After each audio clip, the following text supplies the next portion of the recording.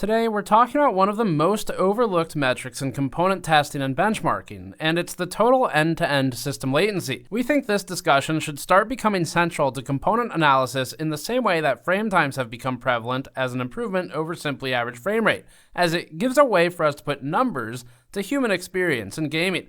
Latency gives a level of depth beyond just the frame time and the frame rate, and it helps us assign a value that describes how connected the player feels to the game.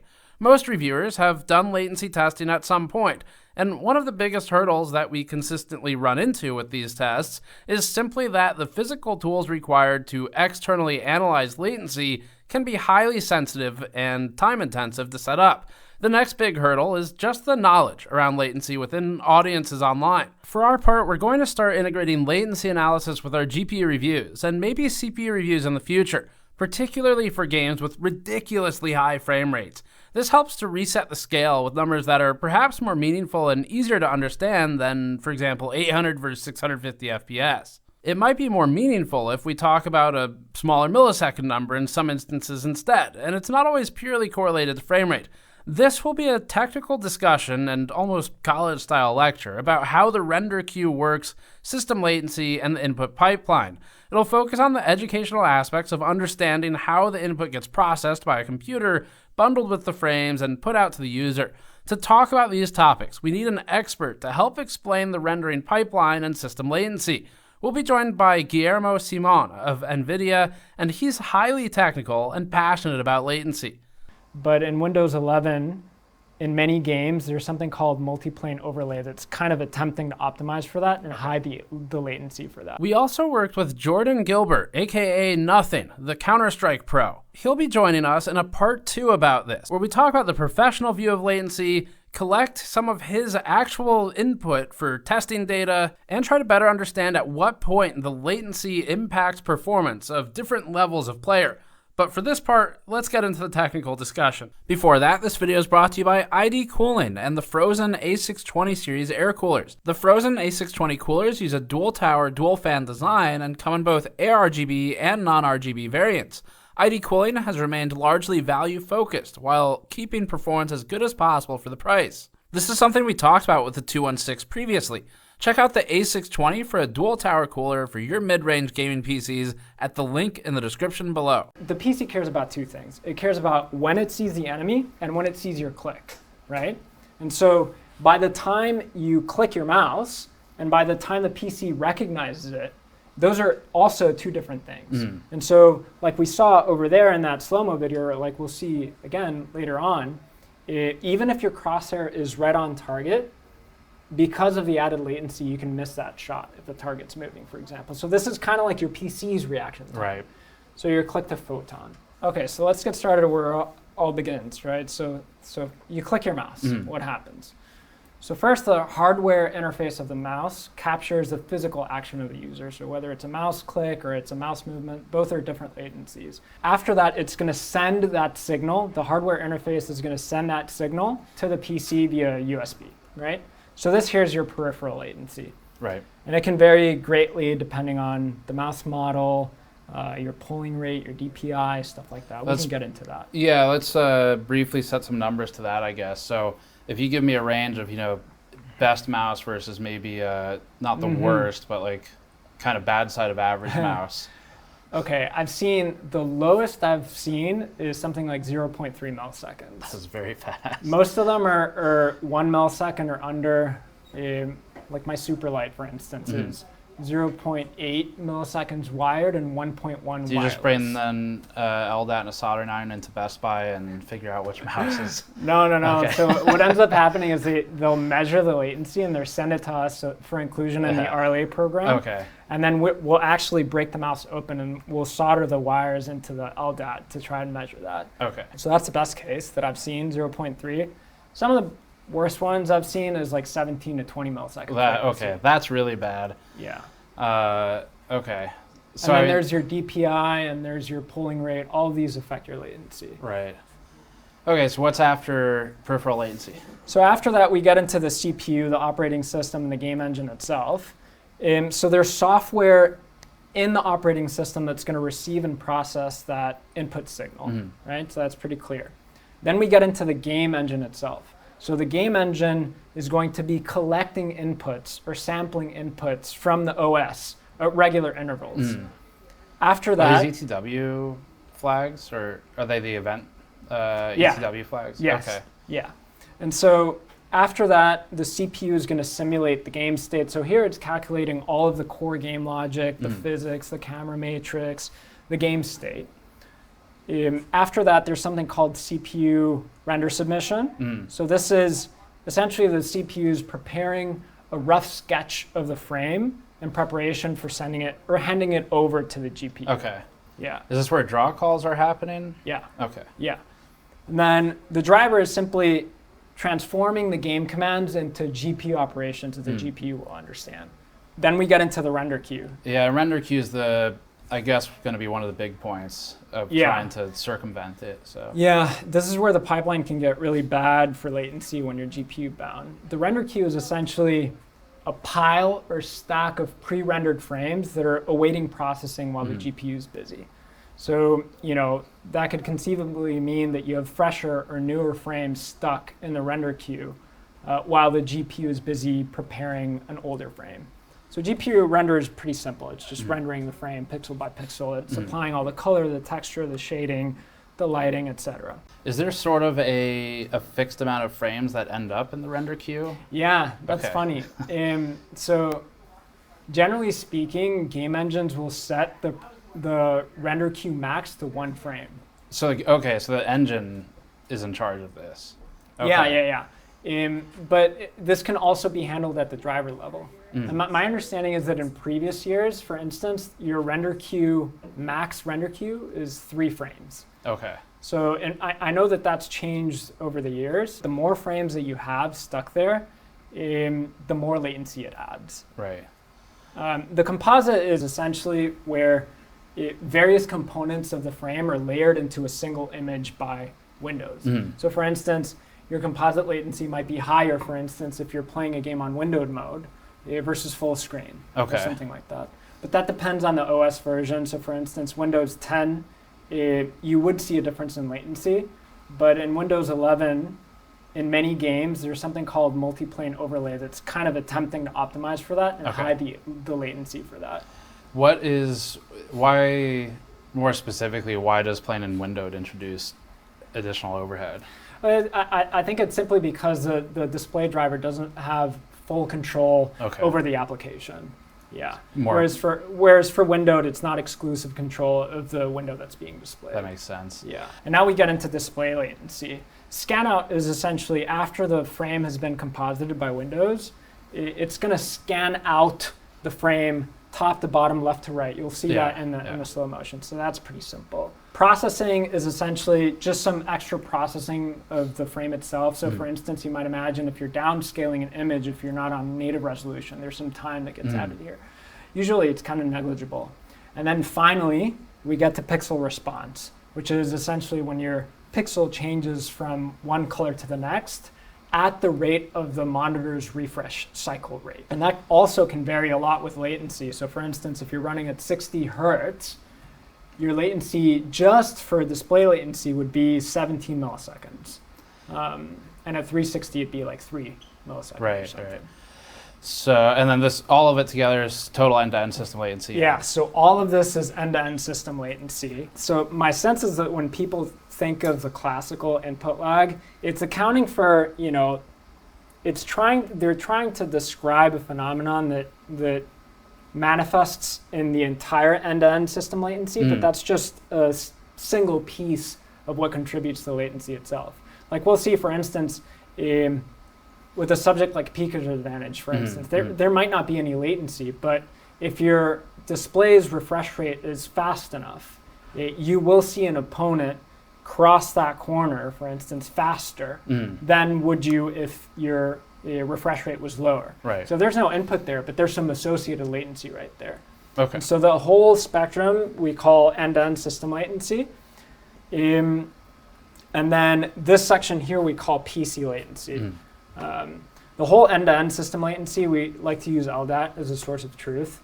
It works with everything. Your only real options for end-to-end, I think all of them would have to use external measurement tools. Yeah, for sure. Because you need a way to measure. So I mean, you know this, but the old way to measure end-to-end would typically be wire in like an LED, like a diode to the mouse, right? Yeah. Set up a high-speed camera, and you're shooting when the light comes on versus when the action happens in the game. Right. So yeah. So LDAT in the past, I mean, still do it like over there, but a high-speed camera would be kind of your option.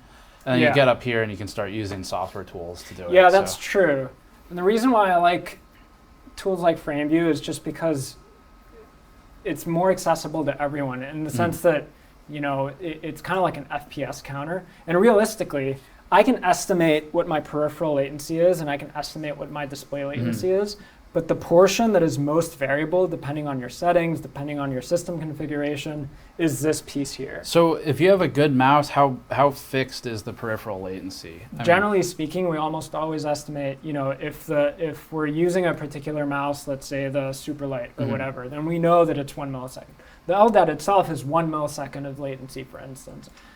So it's generally negligible. And then for the display latency, what we just try to account for is the refresh rate. If it's 144 hertz, that's kind of like give or take 5 milliseconds.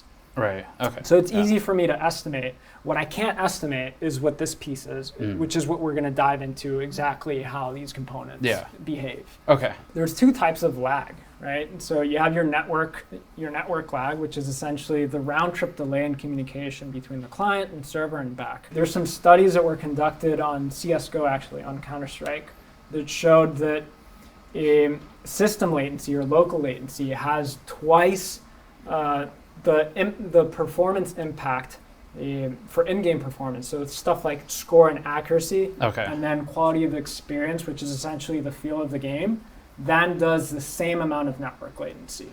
Why is that? I mean, is that just... Yeah, that's simply because netcode has a bunch of methods for working around, hiding, or compensating network lag. And these approaches are not traditionally used or straightforward, let's say, for system latency. Okay. Yeah. Okay. Okay, so binds now, yeah. Yeah, so I feel like this is generally pretty straightforward for most. So these are some illustrations I've taken from Battle Nonsense. One of his videos, I think he does a great job of visualizing and simplifying how CPU bound and GPU bound works. So when you're CPU bound, your FPS is dictated by your CPU speed. So that's pretty obvious, right? Conceivably, you can have an instance where you have, say, like a 4090 and an older CPU, and then your FPS is kind of limited by that. So you don't want that. On the other hand, if you're GPU bound, not only is your FPS dictated by GPU speed, but this is when the pipeline can become really bad for latency. So you can see here how, when you're CPU bound, the frame that gets delivered to the GPU is kind of the freshest one, the newest one. But when you're GPU bound, as you can see, while the GPU is busy drawing a frame, there's fresher frames that are stuck in the render queue. So what that means is that you're seeing an old state of the game world, whereas the new state of the game world is elsewhere. Is actually going to be here in this example. Yeah. And this is a simplified example. There's more that goes on, but I think it explains the relationship. This sort of, we won't get into it here, but it sort of gets into the old topics of frame time and frame pacing too, and deciding when maybe it's best to just kill a bunch of the frames that are ready and try and get something newer to the screen. For the best experience, you want to be on the brink of GPU bound, right? Because you want to extract the most frames, but you don't want to be GPU bound because you want to avoid this situation here. So you talked about frame time. So you guys are probably, I've seen your videos on this. This is a good measure of smoothness. However, we're going to use it for the purpose of actually measuring latency. So when we go in game and you see the PCL measurement, the PC latency, what I want to showcase is how those numbers get calculated, essentially. So the general formula, is 1,000 over the FPS if you want in milliseconds. And then if people are curious about how you get there, let's take 100 FPS. So at 100 frames, your frame time is 10 milliseconds. Right. Pretty simple. 16.67. That's right, 16.6 repeating. So now that we have frame time out of the way, let's dive deeper into PC latency and how each of these components actually work. Sure. How do game engines sample for input? What's happening is the game engine is collecting input at regular intervals. generally speaking, that's every frame before the frame starts simulation, right? So let's imagine a scenario where you click your mouse right before the frame starts simulation, right? So when that happens, the input kind of gets carried through the pipeline. So here, obviously, your latency is 0. Right. Right? So you're basically clicking it at the last possible moment before the simulation happens. Right. Yeah, okay. So let's imagine the opposite. So if you miss the interval. Yeah, exactly. So let's imagine that a frame has already started simulation, and you click right after. And you have to wait a whole frame time for the input to be collected and carried over. Right. So the game won't recognize input until it checks again, meaning it'll be unaware, the game will be unaware of your input. So effectively, for a whole frame time. the user input, I guess, is packaged and carried with that frame. Yeah. And it's processed, they're processed synchronously. It's not like an asynchronous, the input is not decoupled from the frame delivery. It can be. So realistically, this is a best case and worst case scenario. Okay. Realistically, what will happen is the input can arrive anywhere between these two intervals. So realistically, sampling latency is generally equal to half the frame time, 0.5 times the frame time. But there's instances where that doesn't hold true. I've seen instances where the game delays input checks, or maybe it has a bug that it skips an input check altogether. So the formula doesn't account for that, but those are the types of things that I've seen. Okay. Yeah. Yeah, I think also this starts to put into perspective, we're talking about if your average human input latency or response time is more accurately, but is 200 milliseconds. Yeah. I think this kind of reminds me of, again, when we're talking about super high FPS, and I see in the comments, like, I'm never going to notice 700 versus 800, why do I care? Yeah. Which is maybe, that could be completely valid. Depends on the game and the player too.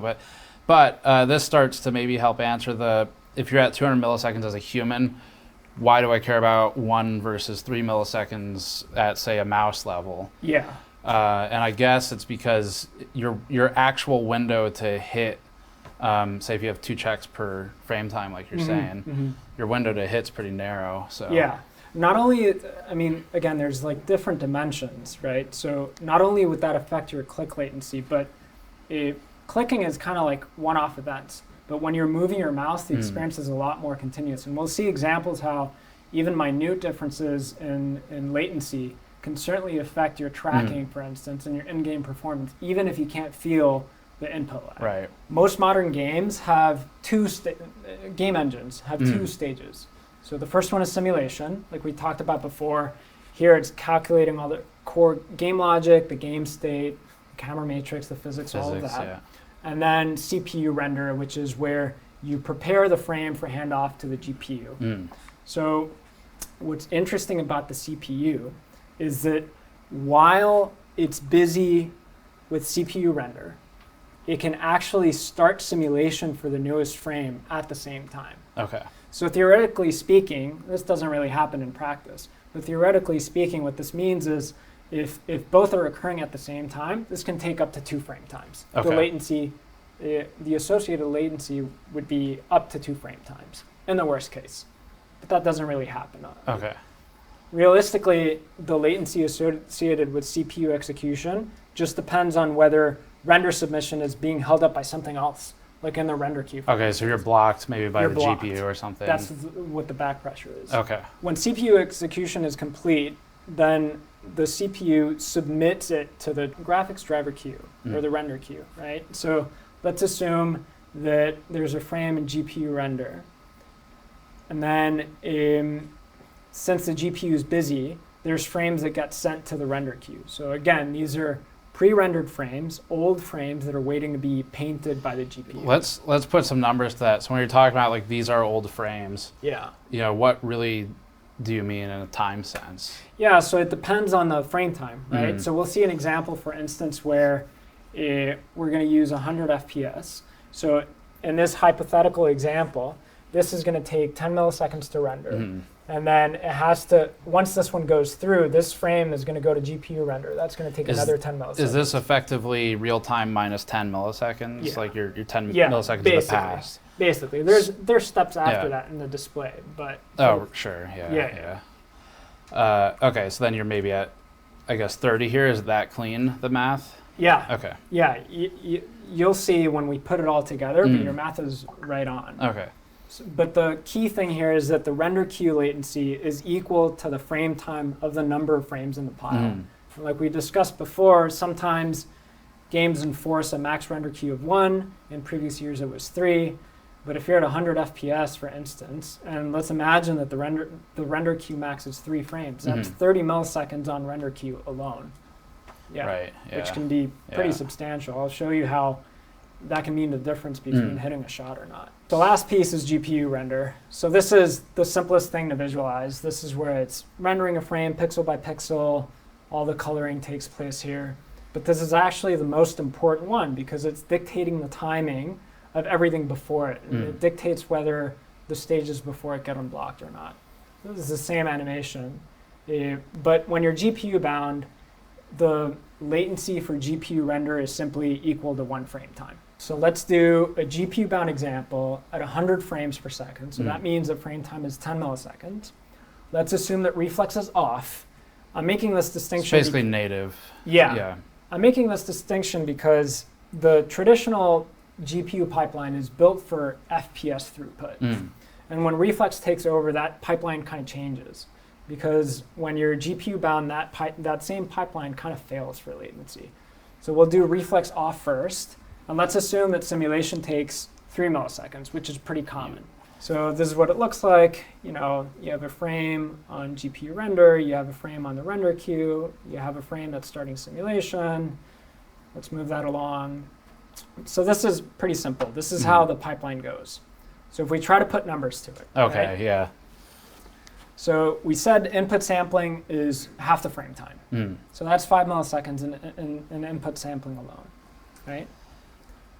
For simulation, we know that this is going to take 3 milliseconds. I have a question about that. So is it collecting input data for the entire 5 milliseconds in this example? Or is it sort of like that's the time it takes to actually process? That's the time it takes to actually process. Okay, so it's already collected it, I guess, at a single point in time? Yeah, so it just depends on when that input is going to be carried over to the next stage of the pipeline. Got it. So here you have 5 milliseconds. The CPU simulation is going to take 3 milliseconds, but here's the thing. It can't submit to the render queue because it's stuck. So you have to wait, right? You're going to have to wait for a frame time to happen. So that's 10 milliseconds there. We have a frame in the render queue, so that's another 10 milliseconds. And then we have a frame in GPU render, so that's another 10 milliseconds. So here, your PC latency alone is 35 milliseconds.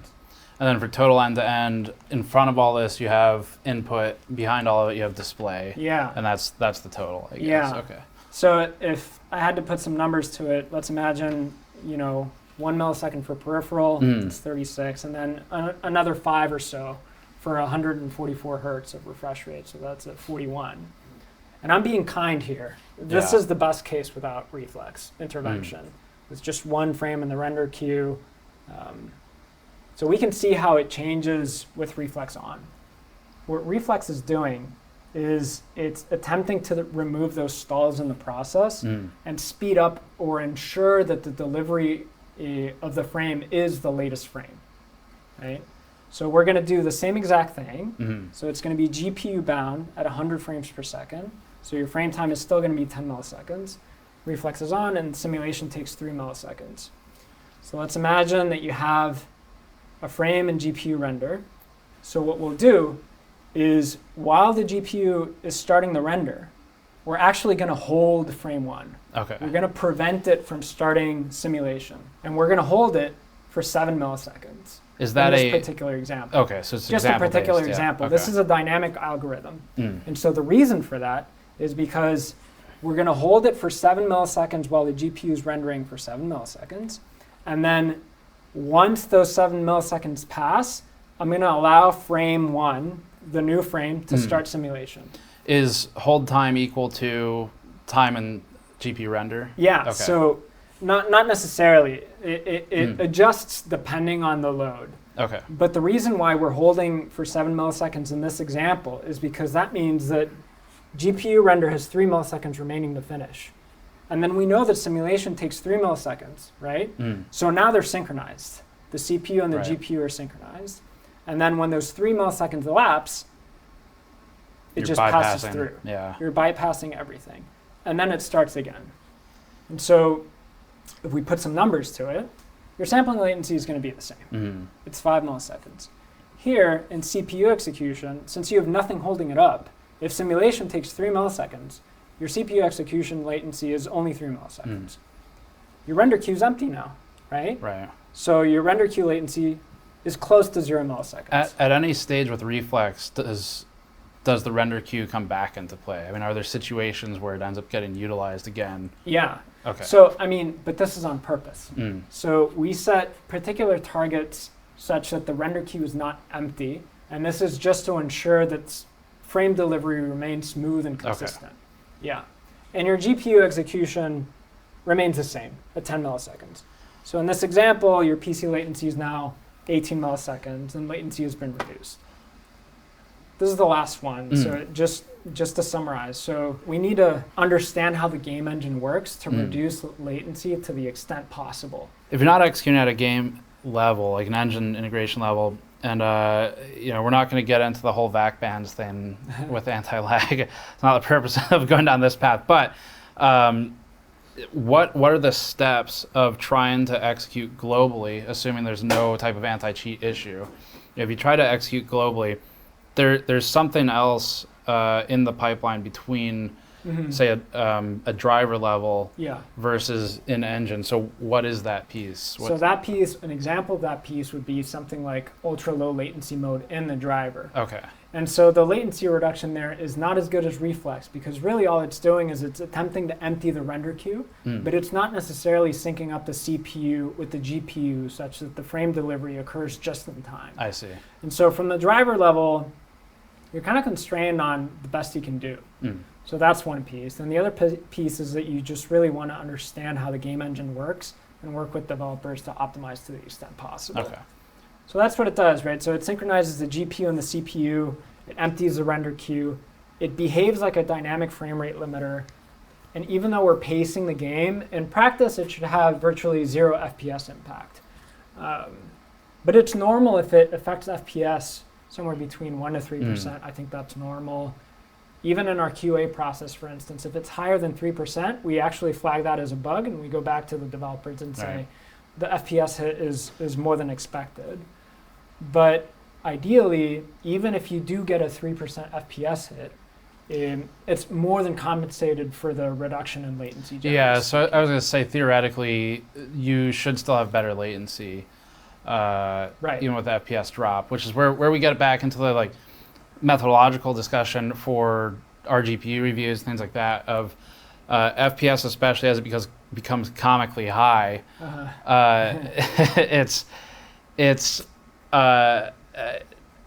FPS average has never been the full picture. Frame time has helped reviewers solve a lot of that. There's a little more to it, like GPU busy, MS GPU active, present mon.